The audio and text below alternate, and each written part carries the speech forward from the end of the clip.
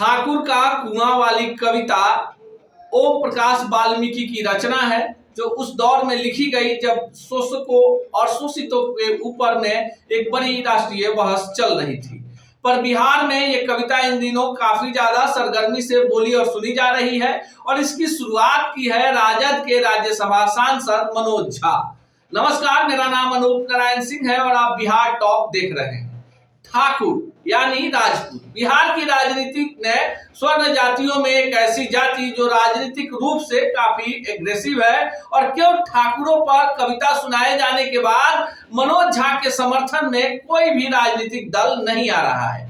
तो इसे हम इस वीडियो में आपको बताते हैं कि बिहार में वो कौन कौन से लोकसभा क्षेत्र हैं, कौन कौन से इलाके हैं जहां का राजनीतिक भविष्य राजपूत मतदाता तय करते हैं। सबसे पहले हम मौजूदा लोकसभा क्षेत्र की बात कर ले तो 2019 में बिहार में हुए लोकसभा चुनाव में राजपूत बिरादरी से जो सांसद चुने गए, पहले उनके बारे में हम आपको विस्तार से बता देते हैं। सिवान से जदयू के टिकट पर कविता सिंह चुनाव जीती। महाराजगंज से भाजपा के टिकट पर जनार्दन सिंह सिग्रीवाल। सारण से भाजपा के टिकट पर राजीव प्रताप रूढ़ी। मोतिहारी से भाजपा के टिकट पर राधा मोहन सिंह। वैशाली से लोजपा के टिकट पर बीना देवी। आरा से भाजपा के टिकट पर आरके सिंह और औरंगाबाद से भाजपा के टिकट पर ही सुशील सिंह चुनाव जीते। अर्थात 40 में से 7 सीटों पर राजपूत सांसद निर्वाचित हुए। राज्यसभा की बात करें तो जदयू के तरफ से हरिवंश सिंह को राज्यसभा का दोबारा सदस्य बनाया गया और वर्तमान में ये राज्यसभा के उपसभापति हैं। राजद की बात करें तो राजद के प्रदेश अध्यक्ष की कमान इसी जाति के जगदानंद सिंह के पास है। बिहार में मौजूदा विधानसभा जो 2020 में गठित हुई है, इसमें राजपूत विधायकों की तादाद 31 है। अब इसी से आप आकलन कर सकते हैं कि 40 में 7 लोकसभा सीटें और 243 में 31 विधायक वाली इस जाति का बिहार में क्या मायने होगा और कोई भी दल क्यों इन्हें नाराज नहीं करना चाहता है। फिर हम आपको बताते हैं कि राजद के ही राज्यसभा सांसद मनोज झा क्यों ठाकुर वाली कविता सुनाकर अपने ही वोट बैंक को खुद से दूर कर रहे हैं। इसके कई सारे सियासी मायने हैं। सबसे पहले राजद की बात करें तो राजद खुद को A to Z की पार्टी होने का दम भरती है, लेकिन मौजूदा समय में जो सरकार है बिहार में, इसमें राजद सबसे बड़ा राजनीतिक दल है। और आपको जानकर ताज्जुब होगा कि लगभग 13 महीने का कार्यकाल पूरा कर चुकी महागठबंधन सरकार में राजपूत, ब्राह्मण, भूमिहार और कायस्थ बिरादरी से राजद कोटे का कोई भी मंत्री नहीं है। आप इसे इस मायने में भी समझ सकते हैं कि इन 4 स्वर्ण जातियों को राजद अभी भी विश्वासी जाति नहीं मानती है। ये बातें विपक्ष भी कहता है और राजद के नेता कैमरे के पीछे भी करते हैं। ऐसा नहीं कि राजद में भूमिहार बिरादरी से, राजपूत बिरादरी से, ब्राह्मण बिरादरी से और कायस्थ बिरादरी से बड़े तेवर के राजनेता नहीं है।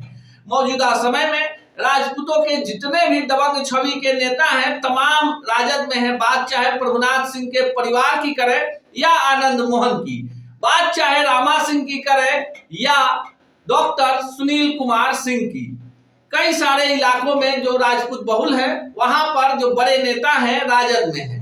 भाजपा में भी भरमार है, पर भाजपा ने जिस तरह से सेटिंग गेटिंग के आधार पर कई सारे राजपूत नेताओं को राजनीति में बढ़ाया है, ऐसे में कहा जा सकता है कि जो मजदूरी मिलनी चाहिए, जो हक मिलना चाहिए, वो भाजपा ने दिया है। फिर राजद कैसे पीछे रह गई, इसको भी हम आपको इस वीडियो में समझा देते हैं।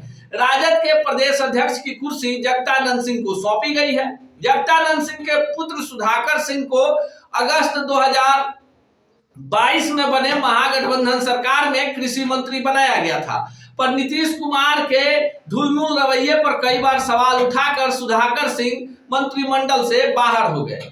इसी तरह भूमिहार बिरादरी से आने वाले कार्तिक सिंह को कानून मंत्री बनाया गया था, पर कानून मंत्री बने कार्तिक सिंह पर ही कानून उल्लंघन का मामला था। हालांकि वो मामला अब न्यायालय के बाहर ही दोनों पार्टियों की आपसी सहमति से सलट गया है। इसी बीच में राजद की इकलौती महिला विधायक और महिला भूमिहार विधायक नीलम देवी मोकामा से निर्वाचित हो गई। ऐसे में नीलम देवी का भी मंत्री पद बनता है। लेकिन देखिए कि राजद जो है विगत 13 महीने से इस विषय पर दोनों राजपूत और भूमिहार जाति के मंत्रियों के इस्तीफे के बाद नए लोगों पर कोई चांस उठाने को तैयार नहीं है। कहीं ना कहीं MOI समीकरण को बिहार में मजबूत करने की कोशिश की जा रही है। मनोज झा जो है अकेले घिर गए हैं। हालांकि राजद के जो प्रवक्ता हैं, बाकी प्रवक्ता हैं, वे कहते हैं कि आनंद मोहन ने जिस भाषा का, जिस तलखी का प्रयोग किया है वो बर्दाश्त नहीं किया जाएगा। मनोज झा पार्टी के एक चेहरा है और उन्होंने सदन में जो कुछ भी कहा है उसे दूसरे मायने में समझा जा सकता है, पर बिहार की सियासत है, जात की बात होती है, जातीय जनगणना होती है और तमाम लोग जो जात के बंधनों को तोड़ने की बात कहते हैं, लोकसभा या विधानसभा चुनाव में भी वे उसी क्षेत्र का चयन करते हैं जहां उनकी जाति की तादाद ज्यादा होती है। बिहार में ठाकुर के कुआं को लेकर उपजे विवाद से अब यह देखना लाजिमी होगा कि कौन सा दल कुआं में जाता है और कौन सा दल खाई में।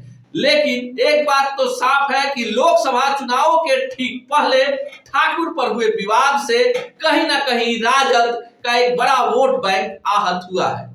इसी तरह की तमाम खबरों के लिए देखते रहिए बिहार टॉक। बिहार टॉक से यूट्यूब पर लाइक और सब्सक्राइब करें, बेल आइकन जरूर दबाएं। फेसबुक, ट्विटर और इंस्टा पर फॉलो करें। धन्यवाद।